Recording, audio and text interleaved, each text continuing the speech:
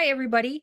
My name is Lonnie Banner, and I am a Zen priestess with Windhorse Zen Community in Asheville, North Carolina. I'm a former classroom teacher.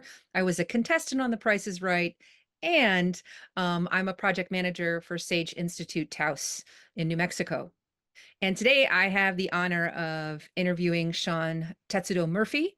He is a sensei in the White Plum lineage and has practiced Zen for decades. He also teaches at the University of New Mexico. Sean is the founder of Sage Institute of Taos in New Mexico, and he created the Meditation Leader Training Program, which helps everyday people from educators to psychotherapists to yoga practitioners become, certified meditation leaders within their own community.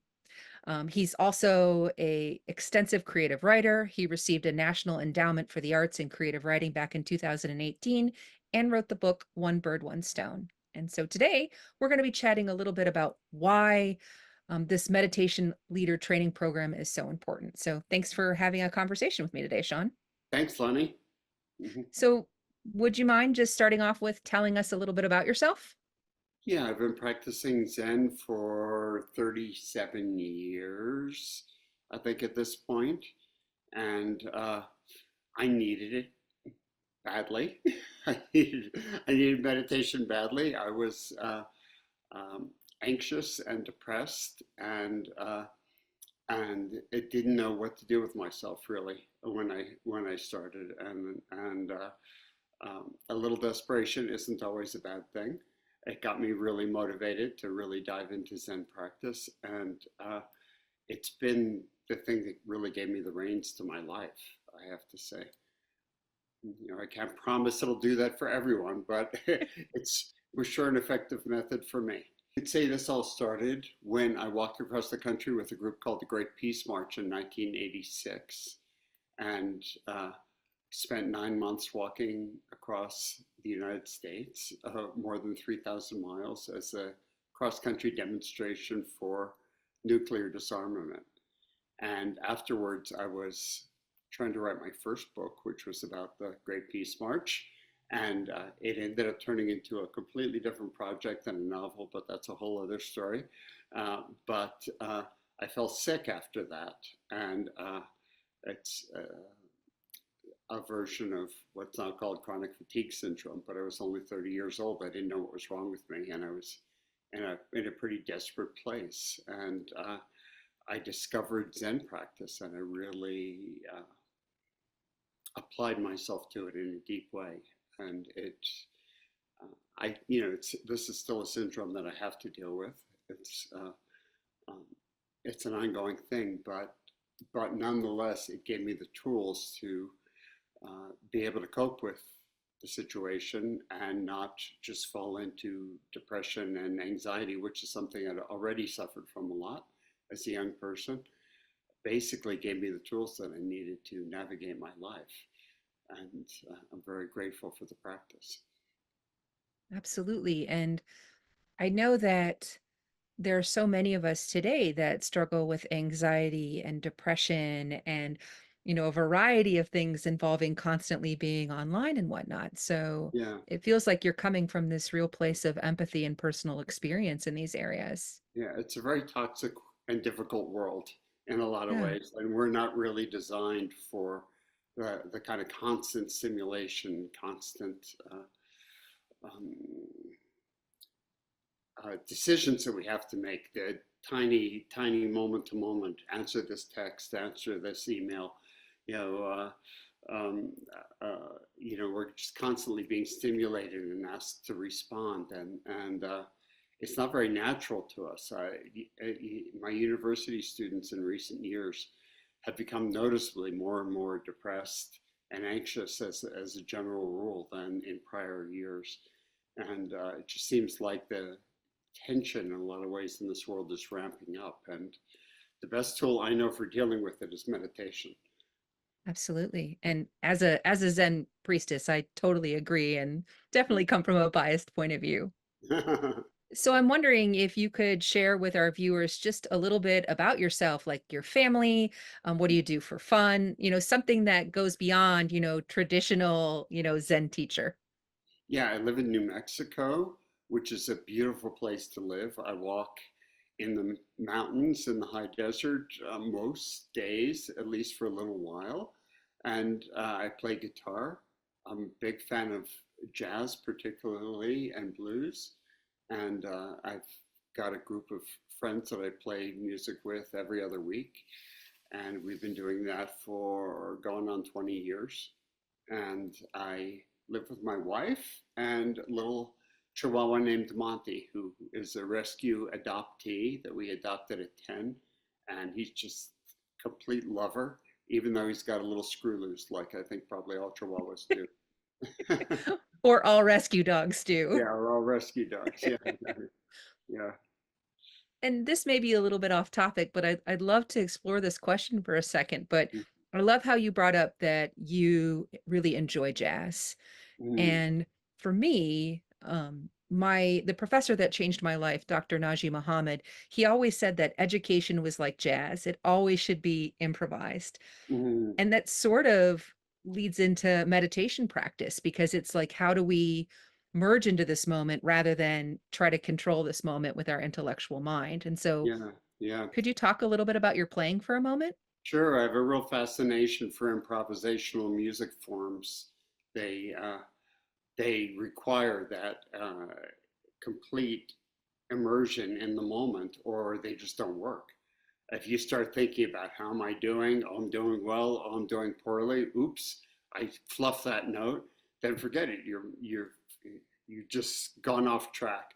So it requires this kind of riding along in the moment, and I recognize that great players, great performers in general, across a variety of disciplines, need that quality of presence. So meditation and what we practice with meditation mindfulness practices is not some anything that people don't find for themselves anyway. They do. Oftentimes they associate it with a particular discipline like music or dance or horseback riding or sport or something like that that calls them into that zone of complete immersion.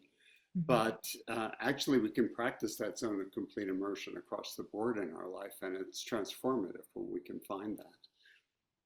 Absolutely. I think about those moments in my life where I really get into those flow states.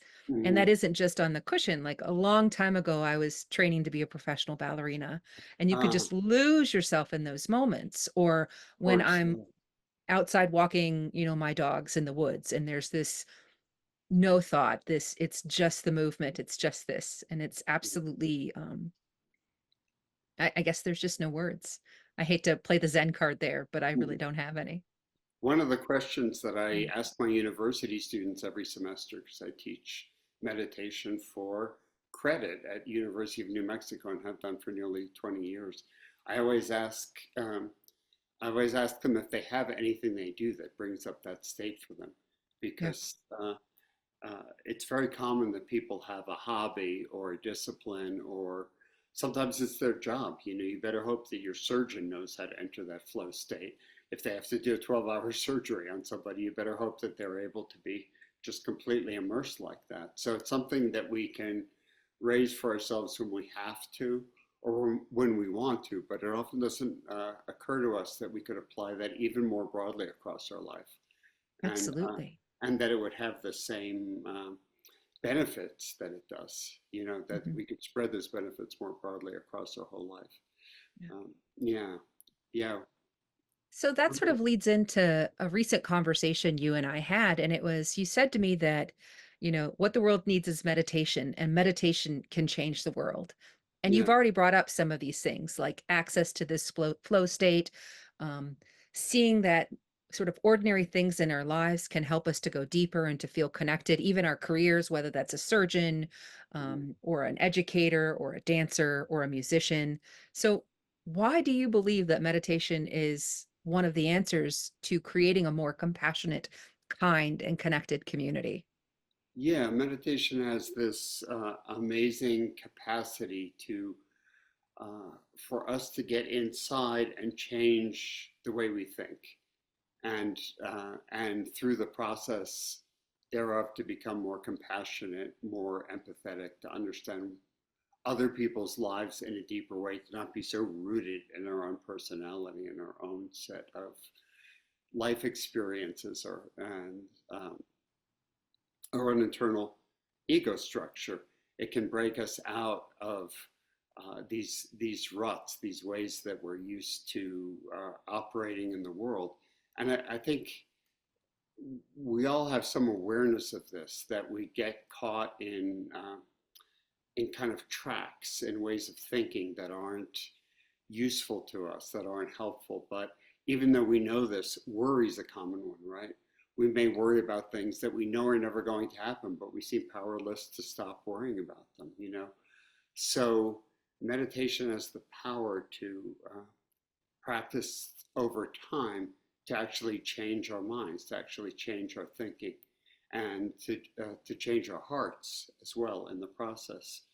And it's one of the ways that I managed to train myself out of anxious thinking and depressive thinking. You know, those are complex states, but thinking is the way we use our minds is a key to those states. The mind will go down anxious worry tracks and cycles of things that might happen, or things that have happened to us in the past that cause pain and may recur again. And we get stuck in these ruts and we can't get ourselves out of them sometimes.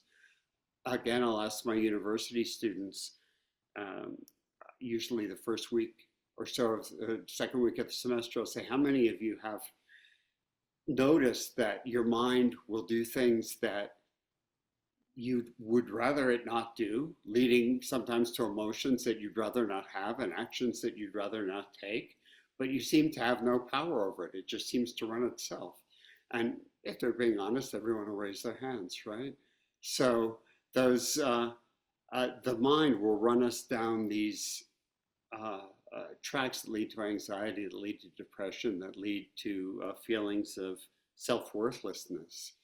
Um, and when we're immersed in all that stuff, it's really hard to see outside of it and to know how to help others, even if we do feel drawn. Like I walked across the country with the Great Peace March in 1986, and I saw how it was a group of 600 activists over 9 months who walked across the country as a demonstration for peace. But I've been in that activist community and I've seen how activists can burn out. They can, how do they keep their, how do they keep their spirits up over setbacks and over years and over seemingly intractable obstacles that they have to keep facing again and again and again? And meditation is the best tool that I know of for actually affecting our consciousness and the way we think. And when I look at the world today and the human race, I feel like, boy, if we don't change our attitudes, our consciousness, the way we think, if we don't become more empathetic to people who aren't like us, if we don't start thinking about the broader picture instead of ourselves, our nation, our, even beyond that, our political party, our neighborhood, our ethnicity, if we can't get more broadened out than that into taking care of the human race and the planet as a whole, we've got big problems ahead of us. And changing our minds is not an easy thing to do. And we don't have that much time. It's an urgent situation. Mhm. You know, something that you just brought up just reminded me of something that I used to tell my high school students is that, we can provide you with all of these opportunities, but it's your responsibility to walk through that door. And that seems like the same thing here with Mm, meditation is that, we can create the space and we can set the time, but if we don't actually find those moments and really commit to whether it's following the breath or guided meditation or traditional Zen practice, mhm. um, there isn't going to be any movement. We have to get beyond that intellect into the experience. People have to be willing to walk in. Yeah, yeah. Yeah, many people, I think, feel stuck in their lives. They don't know how to, they feel like some change is needed, but they don't know how to affect that change. Many people feel like they'd like to do something to help the state of the world, but they don't know Right. how to find the energy or the vision to affect that change Yeah. or to participate. So many people feel like they're just hanging on in the day to day and trying to cope and are stressed out continually. And I think all of us remember a time when life seemed to have magic and possibility and potential. And so often that goes away, doesn't it? As we get deeper into life, deeper into adulthood, and further into jobs and responsibilities and problems and cares. A lot of times what we've lost touch with is the present moment. We've gotten caught up in our mind. We've gotten caught up in what might happen next, what we have to plan for next, what happened last week, what might recur again, uh, how am I doing compared to the next person, and all these factors of mind that don't necessarily serve us. So meditation and mindfulness are ways of coming back and just hitting the refresh button. It's like Mhm. hitting it's like hitting the refresh on your computer or the clear button on your calculator. Just to clear the slate so that you can start afresh and come at the world from a different angle or a different way. Um, and Obviously, a lot of people need this because the mindfulness movement today is huge. There's all sorts of interest in meditation and mindfulness. And mindfulness can be practiced, doesn't even require meditation. It's just that meditation gives it the muscle to make it Mhm. more potent. But it just means bringing our attention to what we're doing moment to moment without judgment throughout the day, and grabbing those moments, even if it's only 2 or 3 breaths before we act. Sometimes just to clear the slate, to be starting with a fresh mind instead of acting out of old patterns of behavior, old habits that we find. I think we all find ourselves running. Why did I do that again? Why did I react in that way again? I didn't want to react in that way again, but I did. How do we change the program? Meditation and mindfulness are the tools whereby we can change the program. And when enough people take those tools on, change starts to spread beyond the individuals. There's been research done that has actually shown crime goes down in neighborhoods where a certain number of people are taught meditation. Behavior changes in schools when kids are given meditation and mindfulness skills. These things spread. We all need a little peace. We all need a little clarity. We all need a little break from time to time. It doesn't have to be a lot. We don't have to go off in some Himalayan cave, for 16 years to find this. There's a practice. I have a student who lives in New York and is in a really really high powered job. She took on meditation practice about 4 years ago, really out of desperation because of losses in her life and because of an intractable sense of uh, depression that was just creeping in on her. And she took on meditation practice, and what she has found that she can do is 10 minutes, 5 days a week. Doesn't seem like a lot, 10 minutes, 5 days a week. And yet she has managed to gain some influence over what she thinks in a way that over what her mind does through meditation in a way she never had before, so that she doesn't just follow these tracks down into depression, despair, that she used to. She used to feel as though she was involuntarily just falling into depression. Now she realizes, hey, there's something one can do. One can watch one's mind and not feed the thoughts that are going to lead you there. It hasn't taken her that much time. She hasn't gone off to her cave. She hasn't done meditation retreats. She does 10 minutes a day, 5 days a week, and it's made a big difference in her life. But how do we make these practices more available, more widely available? She happened to find that practice because she came to me and my wife Tanya, because we were helping her with a writing project, and then she got interested in what's this other stuff you do, the meditation? And, and then she got interested in that. And then she found out that that was the key to something in her life beyond the writing, that it was the key to something that really helped her in a deep way. And the, what I'm trying to do with the Sage Institute meditation leader training is make these kind of practices more available and accessible in a simple way to people Mhm. just like her in everyday life. She works in Mhm. a high-powered law firm. She doesn't have time to go away to the Himalayas for months at a time, but she can find 10 minutes a day. You know, just about anyone can. Mhm. We all can find 10 minutes a day. We all fritter away that amount of time, don't we, in a given day? If we were, uh, it's a little bit like staying in shape. Can you? It's like keeping ourselves mentally, emotionally, Mhm. consciously, um, keeping our minds in shape so they're not just always exhausted, and Mhm. we're not so much of the time we feel like many people feel like they're at their wits end. They're just hanging on by their fingernails. There's so much to do, so much to think about, so much stress. It doesn't necessarily take that much, but we need to make it available more widely to people, and people of all backgrounds. Mhm. Meditation practices started out as being kind of a counterculture underground thing. It's everybody can benefit from it. So I want to circle back for a second because we just covered a lot, which is great with your last question. So I want to get to the mindfulness movement. I want to get to accessibility, but I'm wondering if you could share, or if you feel comfortable sharing, a specific example where meditation has helped you in your life. It could be, interaction with somebody, it could be working on personal, you know, quote unquote flaws.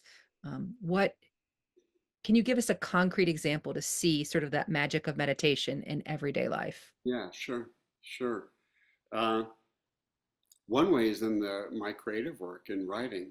I think everybody who sets off to write, uh, uh, uh, certainly something as significant and as big a project as like a book length project, which is what I took on at one point in writing my first novel and what I've taken on several points since.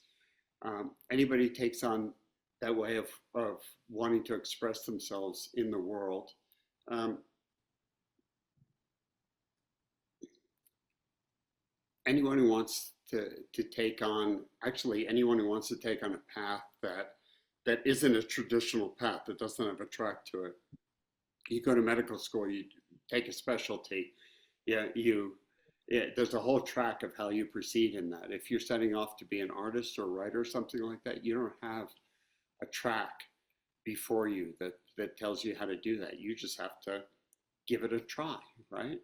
And of course, there are many inner voices that will. When I was writing my first novel, I was just beset by all of these doubts and fears that I wouldn't be able to finish it. I didn't have what it took. I wasn't as good a writer as so and so. I'd never make any money at it. Well, that part was true, but uh, anyway, uh, just a little joke there, a writer's joke. Um, we all have these doubts and fears that come up, these voices in our heads that tell us, oh, maybe we can't do this, maybe we're not good enough. And meditation has been such a tool for, okay, I hear this voice, but I'm choosing to return to the present moment and proceed nonetheless. And meditation very much gave me the muscle to do that, the mind muscle of being able to say, okay, maybe I can finish it, but I'm going to try anyway. Whereas before, I think simply that thought would draw me off track. Maybe I can't finish it. Well, then I'm not going to try. You know, I mean, that's so common for people. Sometimes those kind of thoughts keep people away from the very thing they're called to do more than anything else in life. Mhm. And it's just a thought. It's just a thought linked with some feelings, and it's faceable, but a lot of times we're not even fully aware of it. Meditation can bring these things up into our awareness in such a way that we can look at it and we can think, okay, what finally happened to me was when I was working on my first book was you know, I'm a human like everyone else. I can't be that different. I bet anybody who's ever written a book who isn't the occasional, megalomaniac probably has felt this way. Wouldn't it? Isn't this a natural way to feel? You know? In fact, I Mhm, give that as assignment now to people I work with who are mhm, working on book length projects. I say, go into a library or bookstore and look at mhm, all those books on all the shelves and know that all those people had some version of the same doubts and fears that you're yeah, facing, and they found some way to proceed despite them. You know, yeah, and then there's countless other people whose books aren't on the shelves because they let those doubts and fears defeat them. You know? mhm, But it's perfectly normal for us to have these counterproductive voices in our heads. We didn't choose to put them there. They came from society. They came from peers. They came from teachers. Sometimes they came from our parents or other relatives. And when we were young and malleable, they just came in and they kind of seated themselves there, and then they lived there. mhm, And meditation gives us this tool to say, okay, I can see these voices that are, but those aren't me. That's not really me. They don't mhm, need to stop me. What is me really? That's really what meditation is about. mhm, What is me? What's the truest self and calling that I can become? mhm, And what's all the rest of the stuff is noise in a mhm. way, you know? Yes. I really appreciate what you just brought up with regards to like those voices in your head. And even being a longtime practitioner, this still happens to me on a daily basis. Yeah, And me too. Sure. We all exactly. And deal it's, with it. It's called yeah, being human. Yeah. yes. And I think also the important thing is that, these feelings are okay. They're normal. We don't have to repress them. We need to, let's work with these emotions so that we can, create new patterns instead of falling Right. into those ruts that you were talking about earlier. Right. Yeah. You know, Awareness is the first thing. We become aware of them when they're just running underground. Then, we're not really aware of them, and yet they're running us. I often Yeah. give my university students this assignment of bringing in a thought you hadn't been fully aware of, but that runs in your head all the time. See if you can bring it up to consciousness and bring it in. We'll talk about it. And one woman who was a single mother of 4 kids came in uh, uh, the week after I gave the assignment, and she said, "I never realized before, but I must tell myself 100 times a day, I can't deal with this crap. I don't want to deal with this crap. I can't deal with this crap. I don't want to deal with this crap." And she said 100 times a day that she was saying this to herself, but she wasn't fully aware of it. Isn't that odd? But when she started looking just below the surface, which is something that meditation gives us this power to do, meditation and mindfulness, it's just a certain brand of paying deep attention. Then she was able to realize, wow, you know, um, this is a burden that I'm creating for myself to tell myself that I can't deal with this stuff. Um, of course, that voice is telling her something. She has 4 kids. She's on her own. She needs to find some way to give herself a break. There's a real message there, but also, so I hope that she went and did that. It was I had her in my class for a semester, and I don't know what happened, down the line. Mhm. But also, meditation can just give us a reprieve of. Can you imagine the pound? That's like a jackhammer. We're just pounding ourselves, telling ourselves we can't deal with this, we can't deal with this, we can't deal with this. Well, actually, sometimes you have to deal with what you think you can't deal with. It doesn't help to tell yourself again and again, I can't. You know, Mhm. it's probably really dragging her down. You know, at the same time, like I say, it's not. Meditation is becoming aware of this, and then what do I do about it? Well, maybe I can do something about that voice running in my head all the time, and maybe I need to give myself a break. You know, Yeah. find ways of giving myself a break so I don't have to deal with this crap all the time. You know, Yeah. so And and you just also recently brought up if we could bring it back to the current mindfulness movement. Before I left teaching, I was using meditation in my classroom. I taught seniors in high school as well as ran a after school group for teachers to come in and do some meditation practice. And I can directly see how that, on one level lessens stress, but at the same time brought a greater sense of presence, not only for the kids, but also my peers. But there seems to be a lot of this mindfulness, McMindfulness perhaps, movement going on. And so do you have any thoughts on the modern mindfulness movement? Is it helpful? Is it not? And yeah, just some insights there. Yeah, I'm hugely behind the modern mindfulness movement. I think it's a really good sign. I think, like anything in our country, it can become commodified and it can lose some of its deep power. The deep power being the things we've been talking about. This has the Mhm. potential to change your mind. Yeah. It has a potential beyond just calming you so that you're okay with what would otherwise be an untenable situation in your life. Mhm. It has that power to calm and clarify. I spoke of the woman, my student who was a single mom with 4 kids. Well, this is something she has to deal with. So meditation might give her the power to calm and clarify her mind, and to deal with the situation that she just has to deal with. There are those situations, but then sometimes the clear insight comes when you clear the slate. So we're just not running the same old voices in our heads all the time. Sometimes the insight comes, I need to make a change. You know, I need to make um, I need to make a change in my life. I'm in the wrong career. I'm headed in the wrong direction in my life. I'm in the wrong relationship. I'm in the wrong marriage. I meet many people like that who um, once they were able to get some clarity and just some freedom of mind, were able to see, we call it beginner's mind in Zen. People can be able to see new directions and new possibilities where before they just felt like they're stuck in the same old tracks, you know. Mhm. But uh, I think that there's a danger in the modern mindfulness movement sometimes of just calming ourselves to the point where we don't want to calm ourselves to the point where we're okay with a job that's taking advantage of us, or where we're not getting sufficient, where somebody else is taking all the profits and we're not getting a living wage, that sort of thing.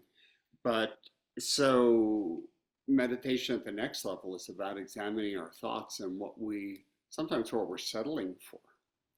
And isn't there something else? Many Mhm. people come to meditation because they feel like, okay, I seem to have what I was taught would bring me happiness in this society. And I've got these things and something still seems to be missing. So, Mhm. one of the things that myself as a lineage holder in the Zen tradition um, can see is the potential in the mindfulness movement as providing an entry level for people. Mhm. But then where do you go once you're a little bit calmer, you're a little more clearer? What do you do? What then?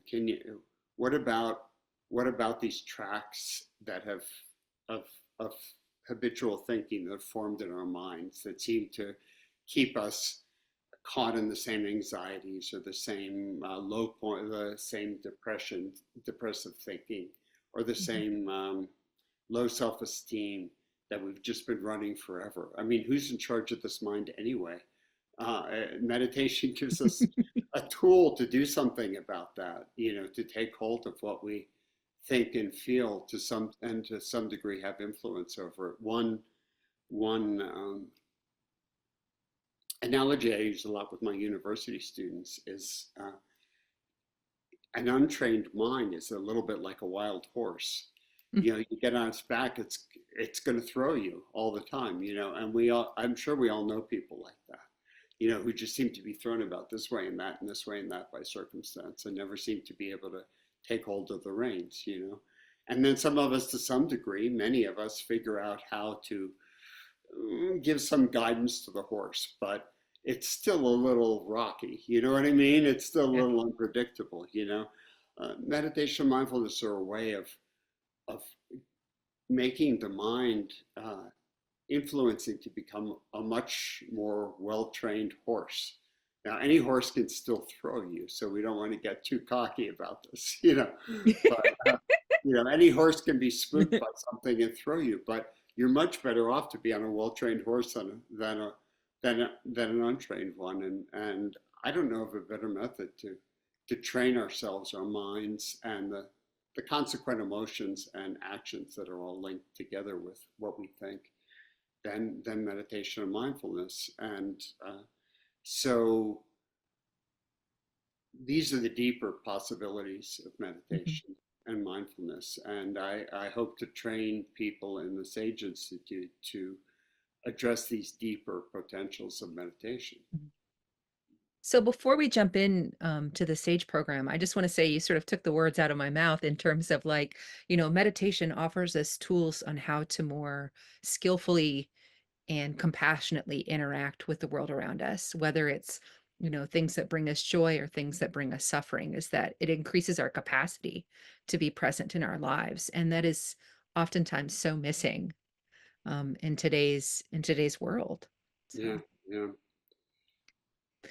So I would love to talk a little bit about Sage. And I know there are so many other, meditation leader programs out there. So why is Sage unique? Um, Mm. can you tell us about that? Yeah, I designed Sage to kind of fill this, what I see as a gap in the meditation world, in that some of these meditation leader programs are led by psychologists or people who have done a few years of meditation training, and that's fine. I'm sure many of them are very fine programs. They've received some benefit themselves and they want to share it, which is a great impulse. But I know from my years of Zen training, I practiced for 30 years before being formalized as a Zen teacher and lineage holder. There's so many deep practitioners out there who've practiced for years who'll never go through all those steps to become formalized as a teacher, and yet have a depth in their practice that they could really bring and share with other people. Um, I wanted an avenue for people like that to be able to share, yeah, some depth of practice without needing to be a full spiritual teacher, but to be able to, what you might call a Zen teacher or a Dharma teacher. Um, it's like what your usual yoga teacher goes through a training to where they can train, they can help other people to do this really highly beneficial practice and provide an entry level to yogic practices without having to be a Sanskrit scholar, or something like that. So I see the mindfulness movement and the kind of training we can provide as being an entry level, but more than that, I wanted the SAGE program to be a transformative experience for those people who take it. For Mhm. those people who train in it. It's not enough just to just come in and learn the nuts and bolts of uh, how you bring meditation and mindfulness to others. It should be something that also grows people in their own practice, and also it wouldn't be worth doing to me if it wasn't an intimate practice where an intimate program where we really get to connect, as human beings in a deep way, and just explore some of these issues that issues of division and issues of difference and equality, and how do you deal with discomfort? How do you deal with inevitable conflicts? And uh, in human society, how do you deal with some of the inequities we see? Um, a little bit bigger approach than just uh, here are the tools to just sit down and calm yourself a bit. Mhm. You know, how do you bring something to people that they can really use as tools that are transformative in their own lives? Mhm.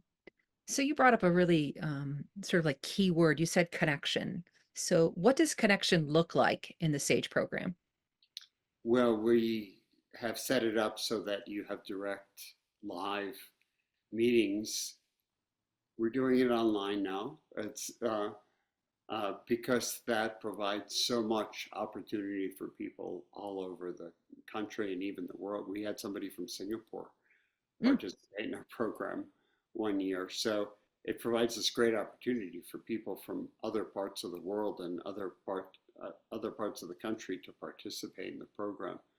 But nonetheless, I want to make sure that we are not just delivering canned lectures that were recorded, that we're delivering live material where participants get to directly interact with the teachers.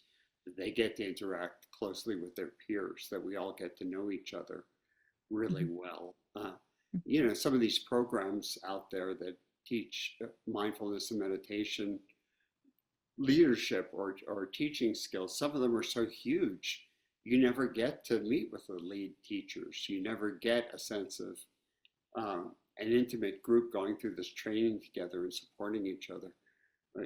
My experiences in education, fortunately, have mostly been including the institutions that I went to. I had lots of small classes and lots of close interaction with my teachers, and I can't see doing it in any other way. I can't see delivering something that's just um, ob- some kind of objective learning mhm, platform where you don't get direct interaction. mhm, We were very interactive, very hands-on, very one-on-one, very warm, connected okay, with people, supportive. mhm.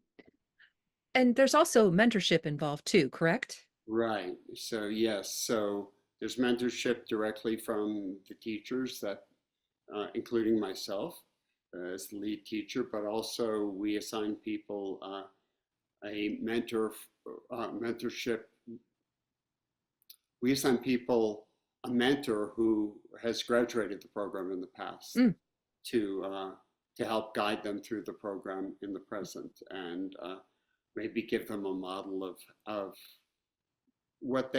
how they grew through it and what they've ended up doing with the training. And so that brings in our alumni to, to have a real hands-on role with the mhm, current cohort of people who are entering the training. mm.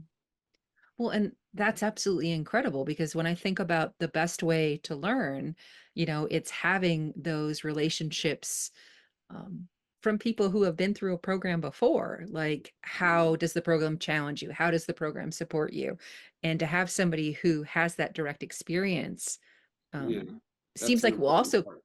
Yeah. create a friendship as well, right? For sure, yeah. We definitely have situations where people continue to meet with their mentors for years Mhm. after they've graduated. Okay, that's awesome. And we also form small peer groups so that people support each other directly Mhm, who are in the program. And some of those groups have gone on, they've created relationships that go on for a long time. So there's a whole matrix of training and support that we want to excellent. provide. It's not just like you come in, you do the stuff, you get a certificate, off you go. Yeah. Mhm.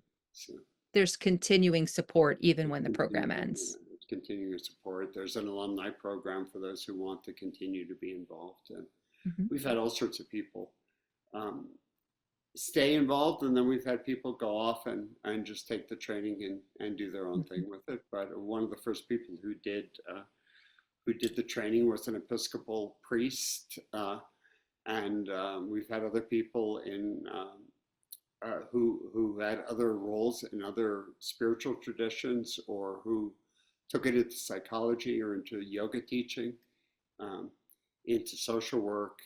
We've had massage therapists who brought the training into their massage work. And there's so many avenues Yeah. that meditation and mindfulness can just help with so deeply if Yeah. it's imported into other realms. I think you touched on something really essential here is that SAGE isn't Buddhist, it's universal, it's secular, it's for everyone. So you could be in a class with an Episcopal teacher, but with a Zen teacher and also two psychotherapists and, you know, You a sure yoga could. teacher. Yeah. Yeah. Yeah.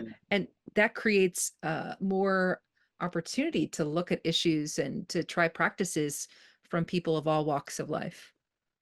Yeah, in my Zen lineage is important to me. It's like a family of people who've practiced, but it's not exactly a religion, even though it's Buddhism is sometimes considered one of the other world religions. Yes.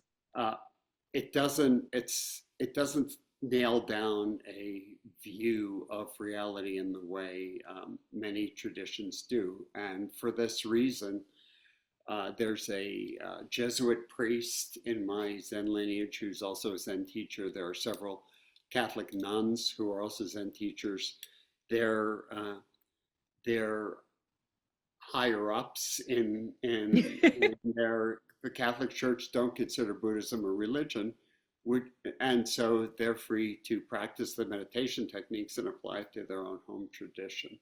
And that's Mhm, something that's actually commonly done because the Buddhist tradition is basically it's a system of practices that have been passed down now for thousands of mhm, years for clarifying one's life, for overcoming the sense of alienation and separation that mhm, we often experience in our individual lives. For creating empathy and compassion and connection with others, for overcoming the often self-imposed boundaries and walls we build mhm. up. That Yeah. one of the questions that I always ask my university students is how many of you would like to have a more open heart? Mm, And everybody usually raises their hand. Who wouldn't yeah. like to have a more open heart? So meditation, mindfulness are tools that can help us drop some of those walls of that we've that we've put up to protect our self-image, our egos, um, our ideas of who we are, which often become quite rigidified over time. Um, it's a way of becoming a lot more free and less bound by who we think we ought to be. So the next question I'd like to ask you is, I know that you are a sensei in the White Plum lineage, and Mm, I'm wondering, um, why is it important to have a lineaged background, as mm. one of the foundations of this secular program? Yeah, for this particular program, it's something we can offer that's somewhat unique. I think I know of only one other lineage holder in a Zen uh, lineage that is offering the kind of secular, broad meditation leader training that we are, something similar to what we're doing. The Zen training is so particularly focused and deep that it just hasn't branched out so much into the mindfulness movement. So we're unique in that way. I mean, what a lineage gives you is legitimacy. You've got, in our case, more than 1,000 years of documented hand to hand sanctioning of the next generation of who's going to teach. So, nothing's perfect, but you can pretty much feel like, okay, somebody vetted you, as knowing your stuff and as a teacher. So, and you can't sign up to be a Zen teacher. It's something that your teachers have to recognize, and it's usually only a few people from any one teacher. So, there's a good amount of that somebody who's a lineage holder in general has done their training very thoroughly, Mhm. and they've done real deep training, traditional style training in this, more than 1,000-year-old system of meditation practice that continues to evolve. So there's some weight to it, I guess. Yeah. Yes. And like, and in addition to you, having this Zen lineage, having this credibility, you've also done work in various spiritual traditions and secular traditions. Can you talk Right. about that a bit? Yeah. I was on the board of an interfaith international organization called Spiritual Directors International I was on their board for 6 years and have taught for them off and on for a few years, even before that.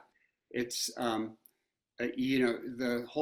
a whole movement in spiritual direction that a lot of people don't know about, but there, it was started by Catholic nuns to be able to give direct spiritual guidance to parishioners in a way they weren't necessarily getting from priests, because the priests have, well, they got a lot on their hands. They have to do confession and ceremonies and all this, and they're uh, these Catholic nuns who were very open-minded and interested as a group in other traditions and in other contemplative traditions.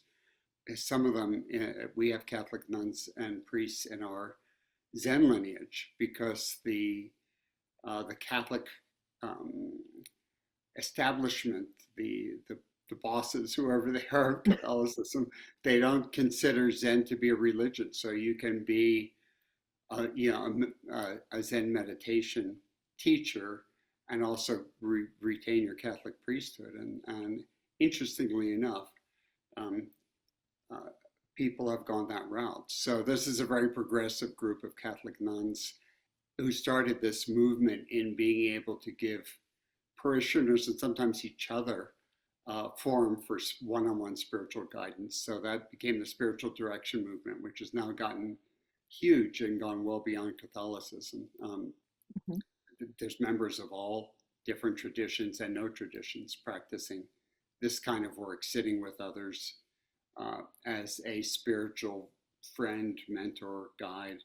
Uh, Mhm. so that board I was on, that organization was, still has a strong influence from the Christian roots that it started from, but it's gotten very broad and ecumenical across traditions.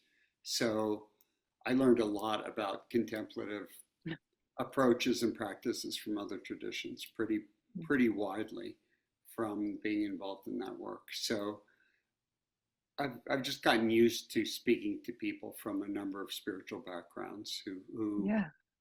I mean, usually they come to me or a training like this because they want that training in direct experience that meditation practice gives you, that direct immersion in and direct touching of what is called the sacred, for want of a better word.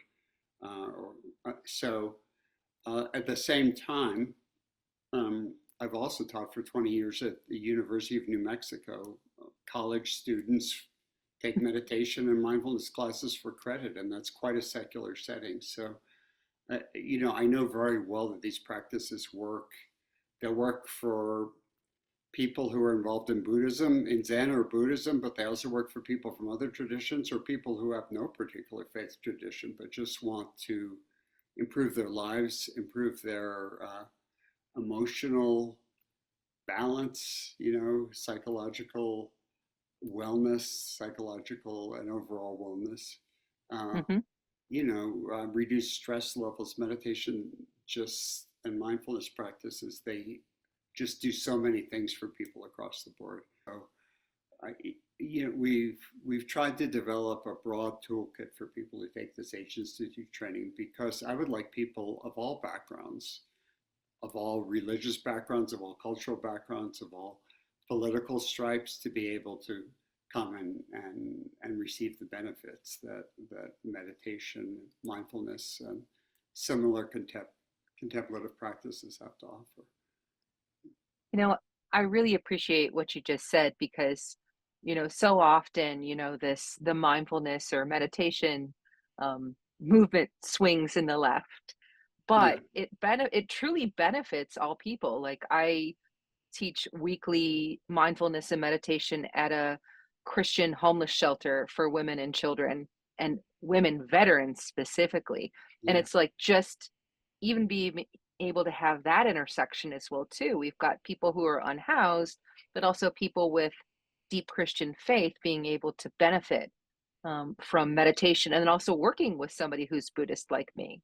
It's like Yeah, it. I feel like meditation and mindfulness brings people together it really in does. ways, yeah, that are unexpected. It So yeah, can. It certainly can, for sure. For sure. yeah. Yeah. Yeah. So what I'm hearing is that, the meditation leader training program is exceptionally unique.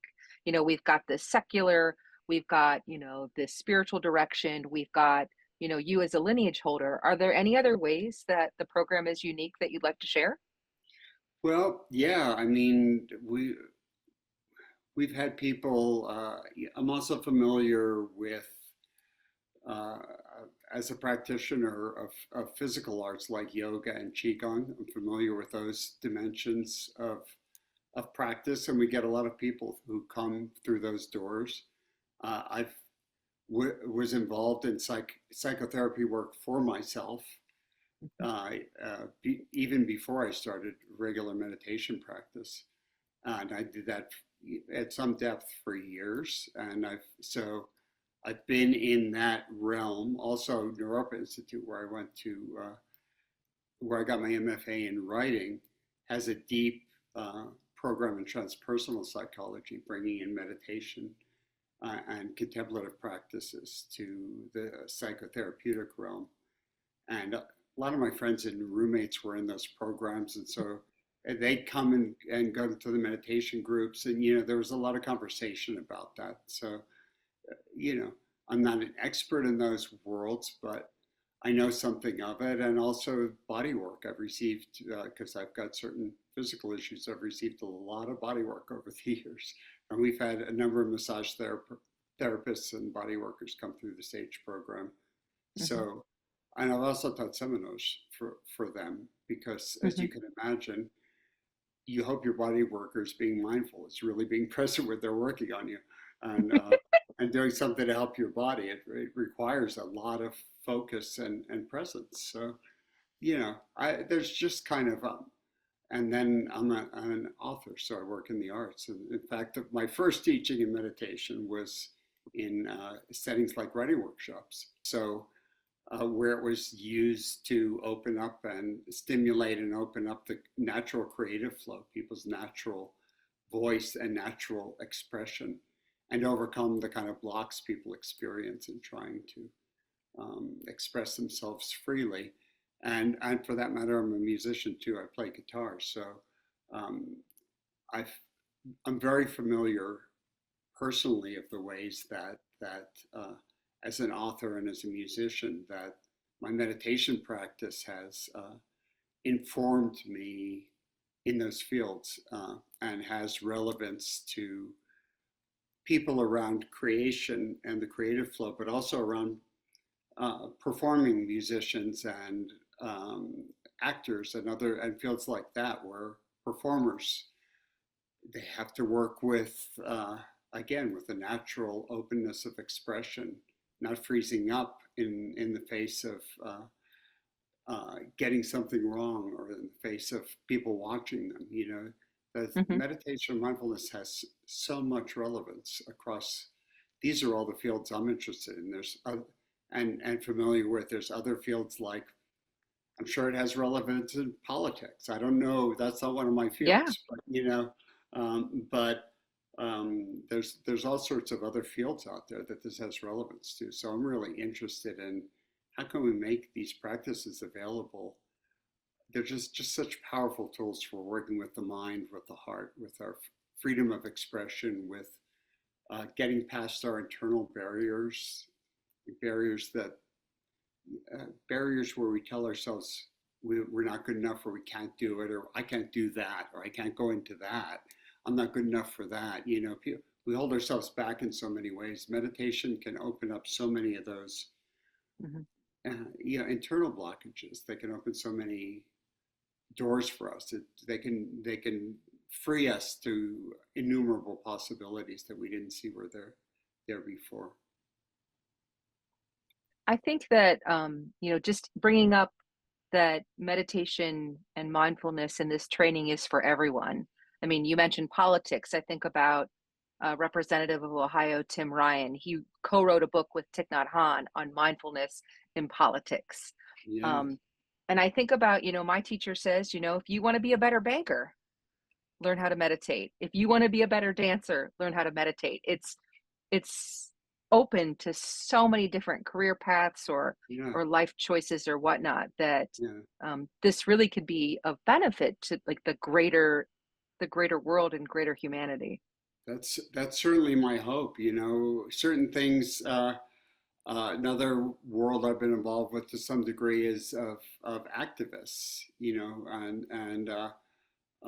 And that kind of work. And activists burn out. People who are working for good causes. It's a steep uphill path to try and make positive change in the world. And uh, I've seen people come to meditation and mindfulness practices to renew themselves and also to be able to simply keep going and not get caught in negative mindsets and um, setbacks and burnout and all the things that can afflict people who are trying to help. Helping professions overall have enormous uh, receive enormous benefit from meditation. Absolutely. Yeah.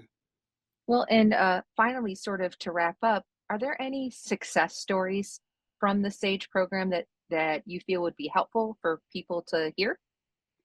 Yeah, speaking of people in the helping professions, I recently gave a talk and uh, about certain aspects of mindfulness of mind practice as applied to meditation.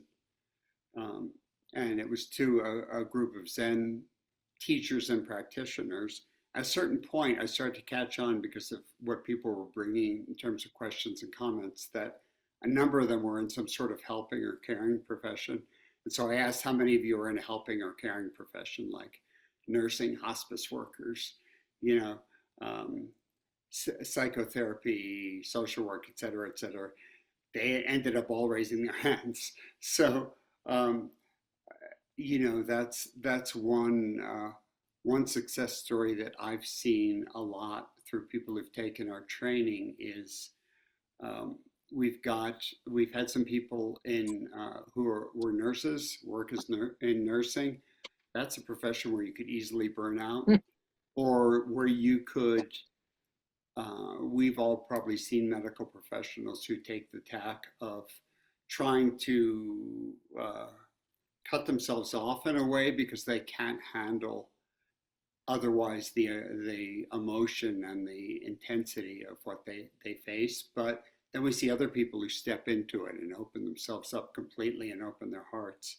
And I've seen our graduates and people that they've helped definitely help other people take that approach where you're not cutting yourself off in order to protect yourself, where you're able to step in to direct caring and helping without burning out or falling into um, emotional traps and dark places, where which can easily happen when you're facing crisis situations and difficult situations again and again. So, and that includes people like, it's very common. We've had some people who've done work in hospice and other similar chaplaincy situations, or work in prisons in chaplaincy situations, who've used the training and practice to um, be able to restore themselves and build the inner strength and clarity to be able to step into those kind of situations again and again, and not be dragged down by uh, so many troubles and crises, and uh, just sometimes dealing with the bureaucracies and things like that you have to deal with when you do that kind of work can be so daunting. Also, we've had psychotherapists, and one category of training we've had several times is people who do alcohol and drug counseling. And that's a work that can be really daunting. There are some successes, but there are many times that they can't succeed in helping someone. Hmm. And so, how do they deal with that? Um, the fact that there are setbacks and failures and disappointments, not to mention burnout, not to mention the stories that some people bring to them, that we have to learn a way to be able to receive what people bring to us in their suffering. If we want to do this kind of work, we need to learn how to be able to be open to it and be empathetic and compassionate, but not let it uh, stick onto us in a way that it drags us down emotionally. And that's quite Hmm. a trick. Hmm. Psychotherapists, too, and social workers, very similar. You know, body workers, too, have this, where they can kind of pick up the trouble that their clients bring them and be burdened with it or become burned out with facing this. So there's some aspect of meditation and mindfulness that allows us to open up, to be really present, but then when it's time to let go, then we can let go and move on to helping the next person without um, carrying carrying forth too much from what we've seen before. You know, Hmm. it's a cultivation beginner's mind, what we call it in Zen, right?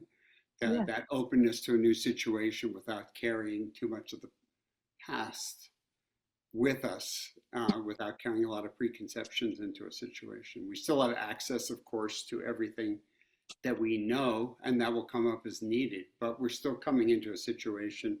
Every situation's new and fresh.